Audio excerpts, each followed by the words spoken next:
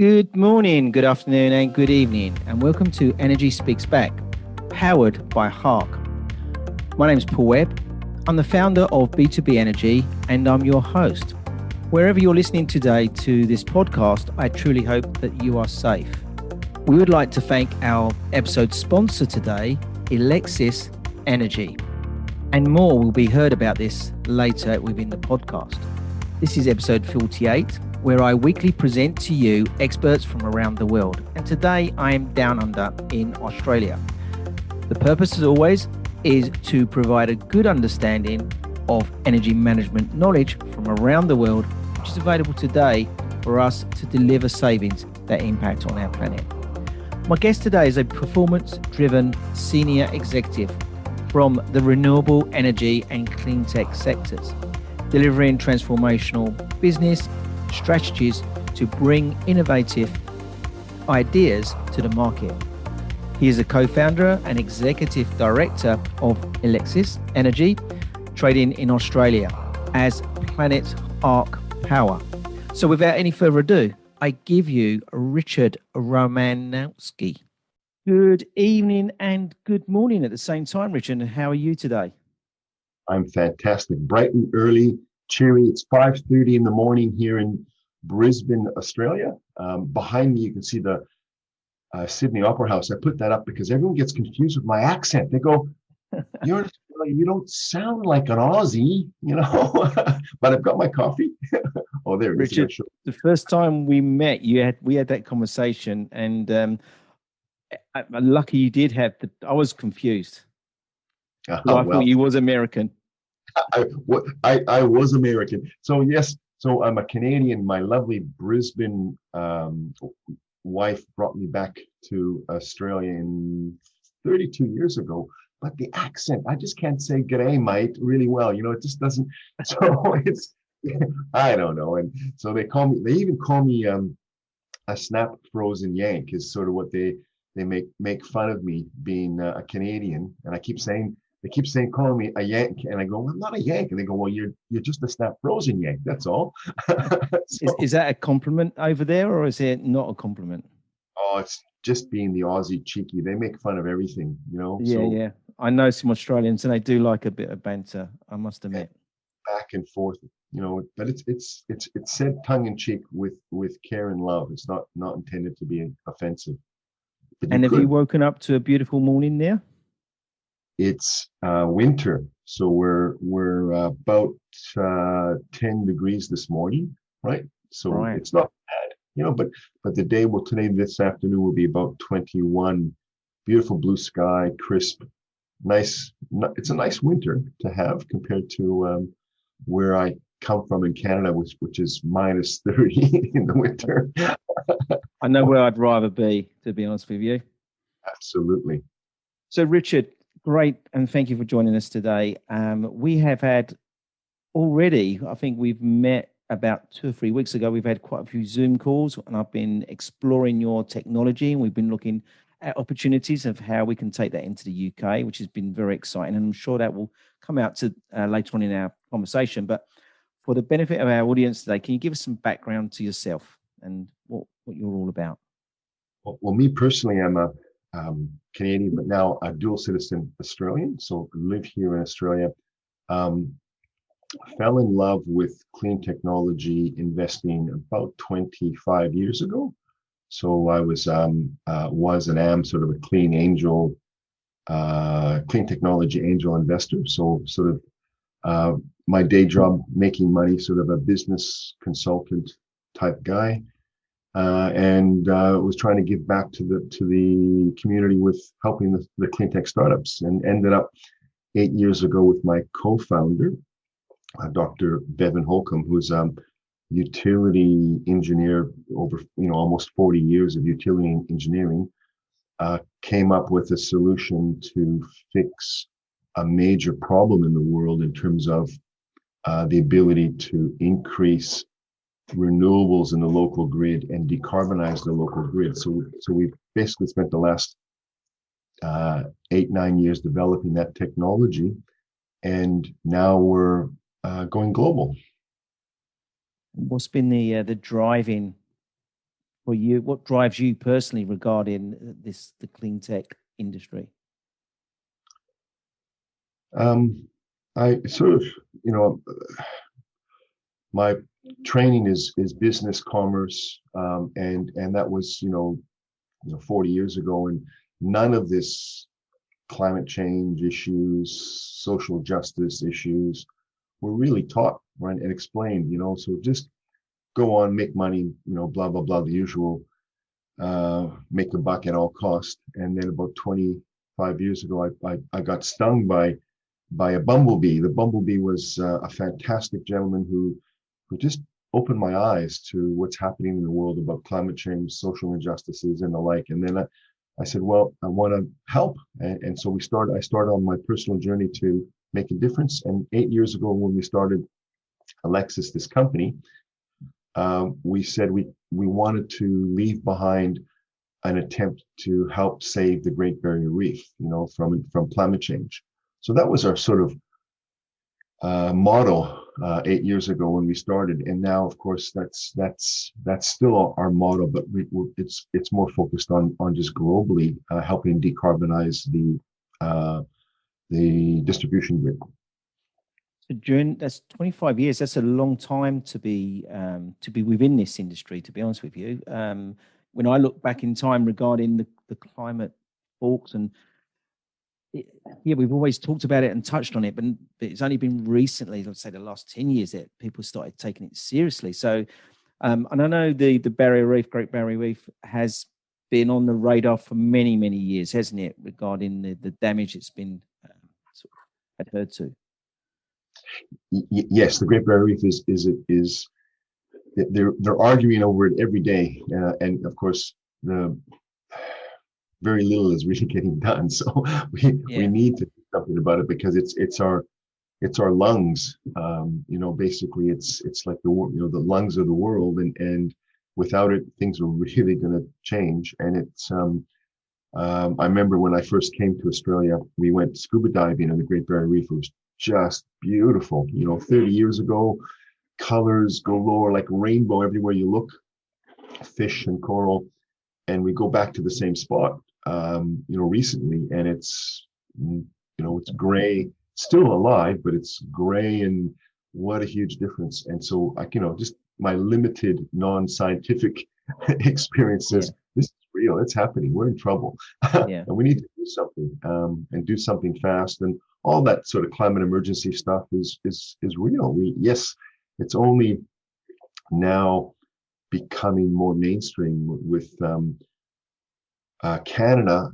In the last month, I'm sure in the UK you heard they've had temperatures of 46 and 47 degrees in Canada. I mean, that's like temperatures you're expecting in the desert in Africa, not Canada.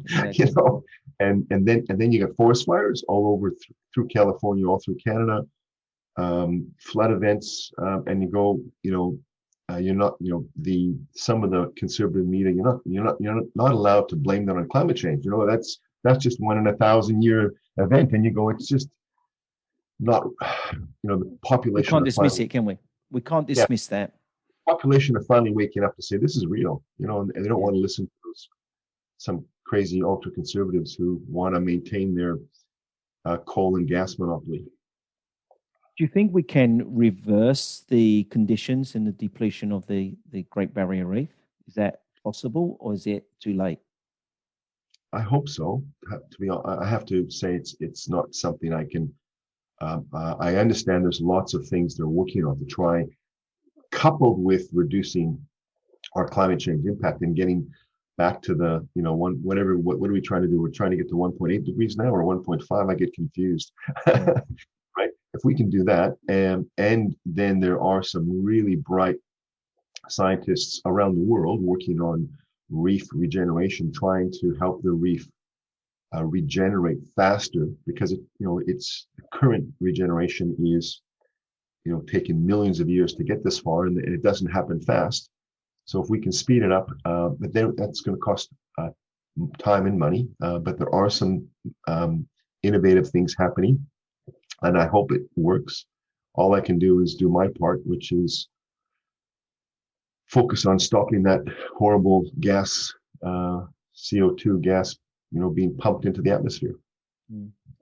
Now, I'm just reading Bill Gates's book about the climate change solution, and it's quite topical. It's up to date because he's talking about the pandemic that we've just we're living every day, and I was shocked when I read that some of this morning. It was actually saying that the whole pandemic has impacted on climate change by only 5%.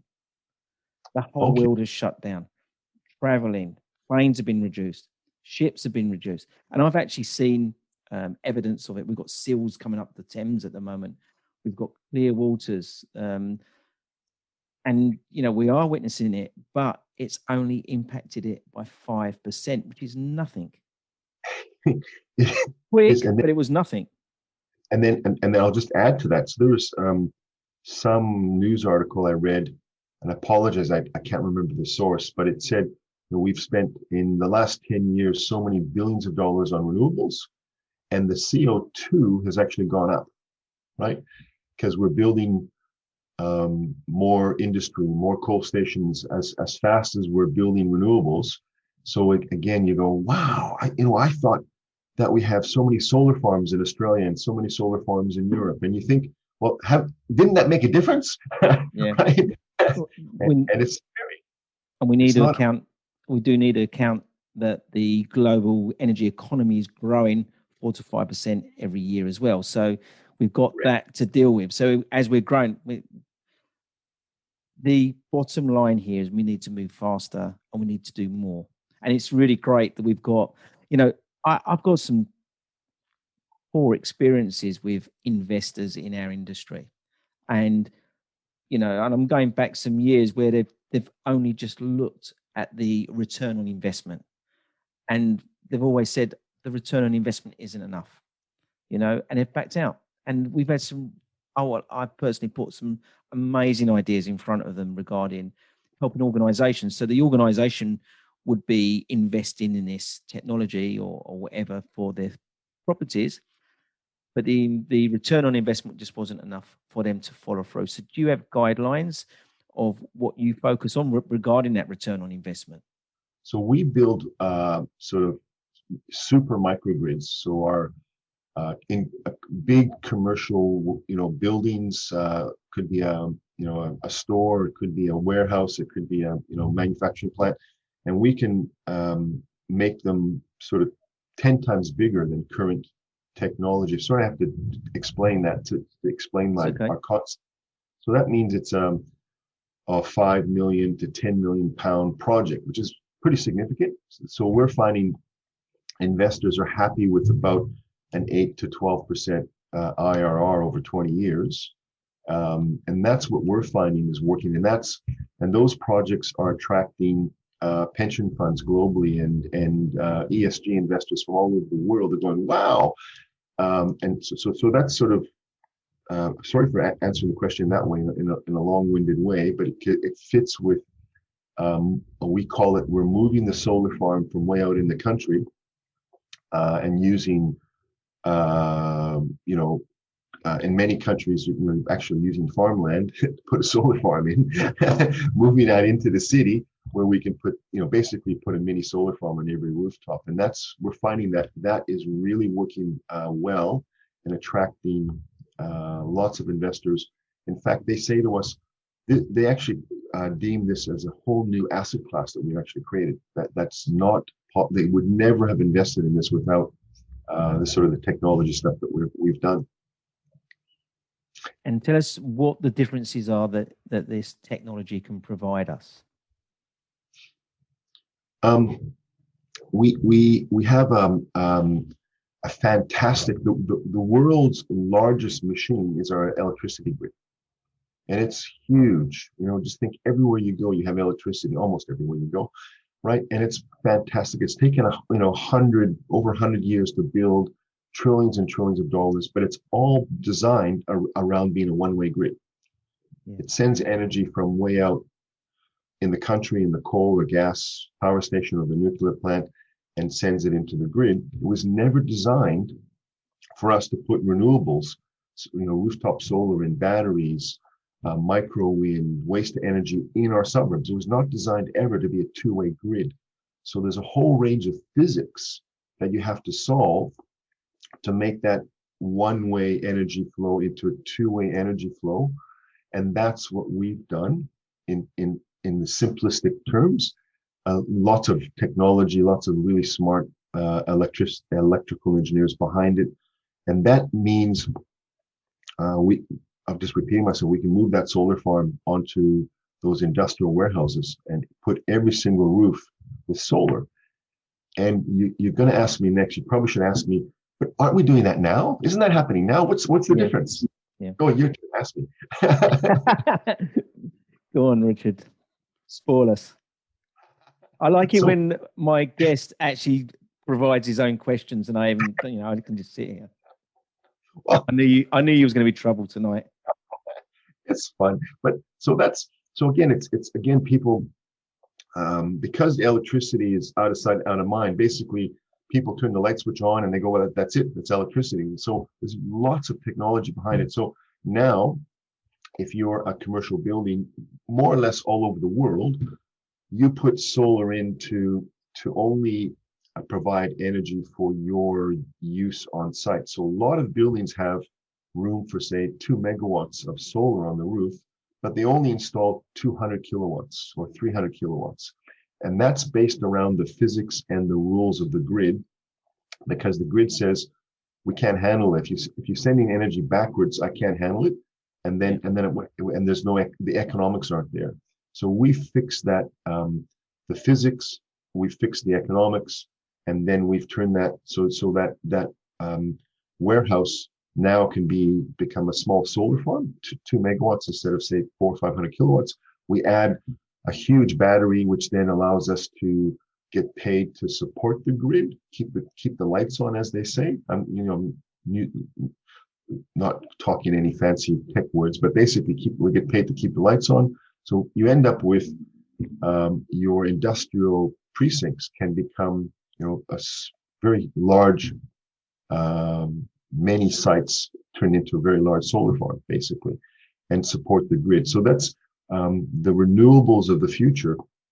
We think will be a mix of solar farms and wind farms way out in the country, but then where we can put solar onto and fill the roof of every single industrial site, every single residential site, and generate clean energy in our suburbs. In Australia, there's a study done that we can generate 120% of our total electricity needs if we filled every rooftop with solar.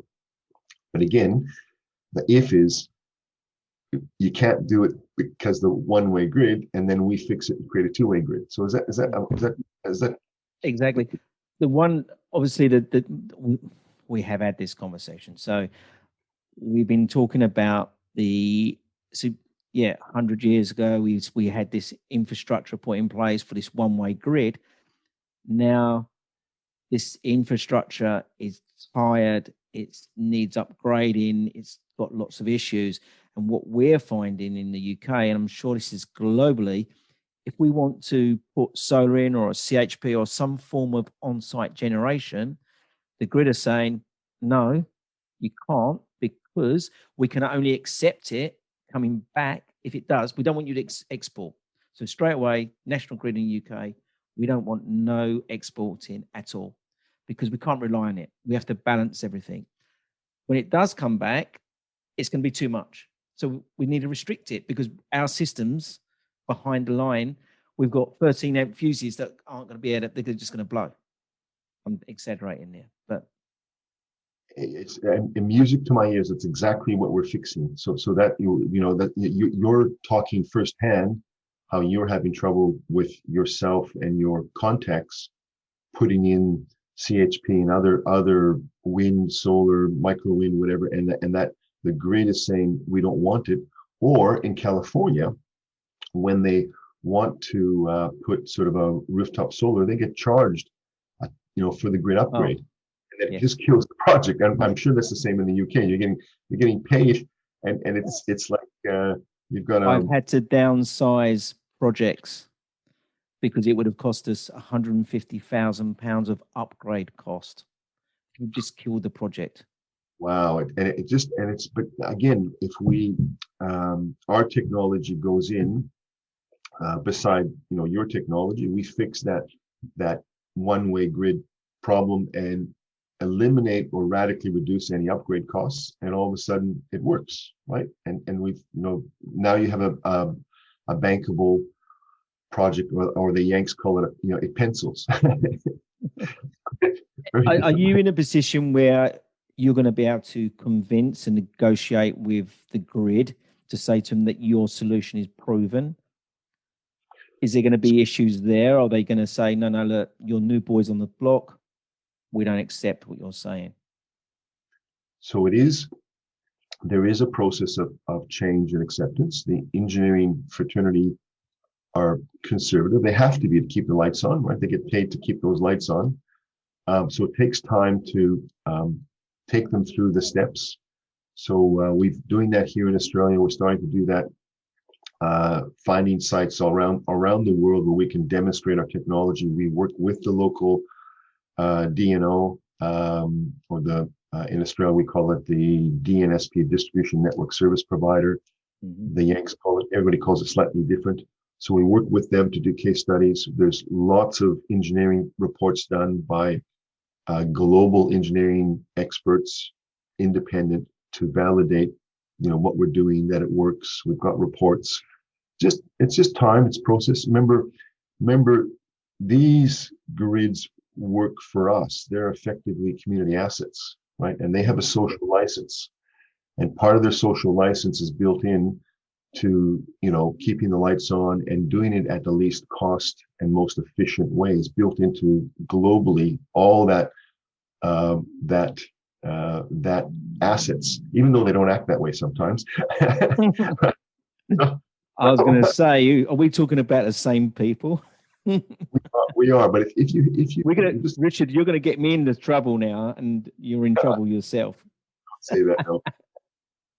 You have to just, these guys, remember, these engineers, they're paid to just go, they're doing what based on the, oversimplify it, it's much more complex than this, but effectively you have a one-way, they're working within their current technology constraints. Once you present a different technology, it just takes time for it to be taken up. So we have a couple of professors work with us almost full time, and they're writing white papers, they're doing presentations at global engineering conferences or utility engineering conferences to begin that education process and get people to people being the engineering utility fraternity to say, wow, there's something different here. I can do something. I have another tool in my toolbox. How's that? Right? Yeah. Instead of, we basically give them another tool in their toolbox, and educating them is part of that and the change. So in the UK, yes, we're looking for customers and project developers who want to sort of work with us to demonstrate our tech on buildings and the like. So yeah, is that help? Is that sort of answer? Yeah, that's exactly. To be honest, I think it's very refreshing, and that's why when we spoke, I had all these different projects. I've done a lot of work with CHP where I've had to downsize. I've heard a lot of solar projects that haven't gone over the line because of this issue. One of our biggest problems is finding the connections into the grid, and then finding those connections that are man enough to take the connection. I've worked with all different people along that process regarding that, finding the points, then not having the infrastructure behind it. So that I've followed the journey, and I've often hit the wall and had a bloody nose because we can't get it over the line because of that. And now you've got, I knew there had to be some form of solution coming. We had to address that. And we need it because if you think of the electrification of everything, we start talking, there's some big, scary, hairy concepts, and that's one of them. So as you replace all the gas, in our homes and businesses with electric, and we want it to be electric, the electricity that's going to has to flow within our suburbs doubles or triples, or in some communities would quadruple, right? So and that will be under the one-way grid really expensive to upgrade this 100-year-old grid. Yeah. So think of the problems you're having now, you double or triple that, right? So effectively that's decarbonization, and the grids, they don't have an answer, right, other than to spend a ton of money. And when they spend a ton of money, then they pass that on to us in increased tariffs, which it's the community will go will have a revolution, I guess, where the people will say, this just, we can't afford it, right?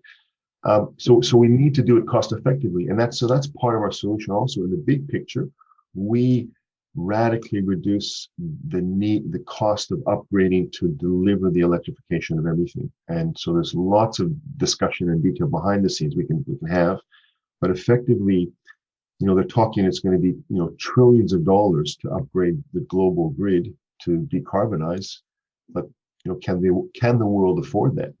Yeah. And then the opposite is, can we not afford it? We have to do it, right? Yeah, no choice. One thing, I'm looking to the future, and I talk to many people around the world regarding our industry and what we need to be doing. And I'm talking to people, which you've just triggered something in my mind. So we've got EV coming, electric vehicles. And again, that's something that we are seeing happen very quickly. We're going to need to have some form of upgrade on the infrastructure again, because we're not going to be happy with just plugging in and trickle charging these cars. We're going to be wanting to do a long journey and do fast charging. Now, I know that already is going to put a load on the grid because that's needed. And we're going to need to be expanding all our charging points. We're going to be, it's going to be a nightmare if we don't do something about the grid. So are you ahead of the curve because of this as well? Thank you. Yes. So because we can send energy backwards, we can do that through a battery, with or without solar. Or we don't need the solar. So we can plug. So give me any car park, I can plug a battery there and an EV charger. Our device minimizes or eliminates the need to upgrade the grid. That battery makes money from day one because it's getting paid to support the grid. And then you've got an EV fast charger sitting there waiting for people to plug in and use it. And that's what we're doing now in Australia. We're doing probably 10,000 of those EV fast chargers across Australia over the next 5 years. And we can put that into a shopping center, free of charge to the shopping center, to the tenant. So now to put that in would cost, in Australia, we're talking $250,000 to $500,000. And none of the shopping centers want to put them in because you just put it in and then you just have to wait for the EVs to show up. You don't have no income. So we can do it free of charge to the shopping center, free of charge to the local municipality, the council, the cities, and put these out there. And that's part of that chicken and egg problem, is they're saying EV take-up's not going to happen until we can fix that recharging problem. And so that's part of our solution. Did I answer? Did I explain it well? That's good. That's good. So you're, I said earlier, you're ahead of the curve. So that's part of the plan and the strategy going forward. And that's very refreshing to know we've got that around the corner, or we've got people thinking about that, and investors on board as well. Yeah, the investors they're keen. And again, that's part of our entry into the UK. We want to, get a few of those sites up and running, prove that it works to the DNOs, the distribution grids, and of course also to the potential customers to find sites. So you have that trickle charge on street parking, into the lamppost, so you can plug your car into the lamppost, right? That's nice, but it's not enough. It's back to it's a 12 or 24-hour recharge. People want to be able to pull in and fast charge. So, but the the cost to the grid upgrade, if you did that, is huge, and we fixed that problem. I'm feeling very good about that in the future. That's one thing I'm really nervous about. You better buy your EV. What have you picked? What's your EV that you want? I've got no. I'll probably go for, at this moment in time, it'll probably be like a Tesla or a. I actually like the Volkswagen Golf EV. If I was to Really? choose one, So yeah. you have I more like the EV. Golf. I'm a big German car driver, Mercedes or Audi. So yeah, but I have a friend in California that does retrofits on existing cars. All right. Well, you. So I'm I've got my eyes on my existing car. So I've got an Audi TT I've just brought. So I might get that converted to an EV. that's still a good day. So I'm looking at here. We have the MG is probably the most. Remember, we have very much fewer EVs here because the market size is tiny. So the family-friendly one that I can see so far, but I'll wait another couple of months before I get one. We actually have. Oh, I love it. One day I have to send you a picture. We have our head office. Our offices are in an old petrol station. So we own, and then next to it is a warehouse complex and the like. But that petrol station was in our 8 years ago, sort of where we started. And out front there's no petrol pumps anymore, but we're actually putting an EV fast charger in. That's brilliant. Right? Yeah. And it's so you go. It's the great marketing, the icon. We're making the change. So that's brilliant. I'll send you I the look forward picture. to seeing it. Yes, I look forward to seeing that. So Richard, I like to put my guests on the spot, and I know you love being on the spot. So tell me, is there anything that you can give back today to our industry as a takeaway? Wow, thank you. So do I get 10 seconds to think? Yeah. I'm not going to put it on pause. I remember this is 8 years of my life, 24/7.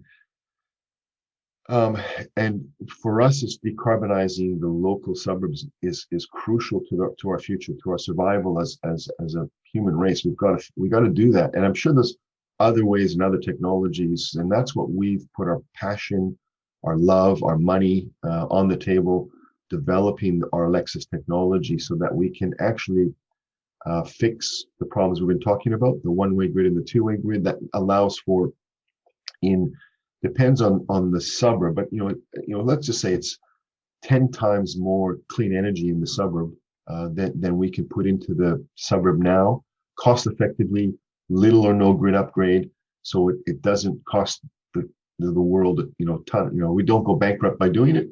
It allows for the electrification of everything, and to me, that's what we believe we're giving back. And the way we give back is we don't want to. We want to license the world to use our technology. So that's our giving back. We don't want to go into the UK and build, own, and operate these things. We want to get you to do it, right, Paul, and you and your and so all the other the whole industry. So we want to be the Intel inside of that renewable, distributed, local energy industry. And so our model is sort of a licensing, franchising model where we teach people to use our tech and we support them. And that's that we're on the verge of signing up around the world, probably half a dozen sort of master licensees around that concept. And yeah, I'm sorry, it's more around what we've done. But I can't let go of what we're doing. Exactly. So I think that is a good point. You're actually giving us a technology to take forward to address the challenges that we've got coming forward. And we need people like you and others and leaders in the world to say, wow, because we're saying, here it is, please take it and use it, right? And so we're actually looking forward to having 10 or 20 master licensees in the next few years, and each of them will take it and innovate how they use it and develop use cases and the like, and that then becomes we share that amongst everybody, and we speed up decarbonization. So that's my vision. Oh, and then the third world too. Crikey. And then I'm not supposed to say third world. Oops, edit. Developing world, right? So it's not just our first world. We forget that the developing world is screaming for help, right? Mm. They need this more than anything, because they're in the UK. You're complaining about your grid and our grid here. Go to Vietnam or Indonesia. Their grid is still the same grid 50 years ago. They haven't upgraded it, and so they're or the likes of Nigeria and Kenya. Yes, there's lots of work to be done there. Yeah, and then off grid. So again, our technology helps also make off grid much more cost effective. So those are the things that we're trying to give back to the world. Yeah, that's amazing. And we recognize that. And that's one of the reasons why I've invited you onto my podcast, so I can get your story and your message out there. And I hope we achieve that together. So thank you, Richard. And it's been a real pleasure again, catching up with you. I think I'm having meetings with you every week now. I keep seeing this. Yes. The Sydney Opera House in the background, which I've told you this, but I need to tell you this on air, that the Sydney Opera House was the architect of the Sydney Opera House actually designed a beach property on Canvey Island, and we've got a big plaque. I'm going to take a picture of that plaque and I'm going to send it to you. I'll look forward to it. It'd be an absolute pleasure. And then, of course, when you come out, I've got to get that bottle of red wine and a nice meal with you, and we'll talk more and more about changing the world and making a difference. Yeah. And really appreciate your efforts to do that through this podcast and all the other things you're doing. So congratulations, Paul. It's a pleasure. Thank you. And thank you for joining us today. And Richard, you and your family, please be safe in these times. Thank you. Enjoy. Catch ya. Thank you for our special guest today. And thank you for our sponsors, B2B Energy, which can be found at b2benergy.co.uk, and Clean Energy Revolution, which can also be found either through various different social media networks. Type in hashtag Clean Energy Revolution. That leaves me with one more thing to say. Be safe.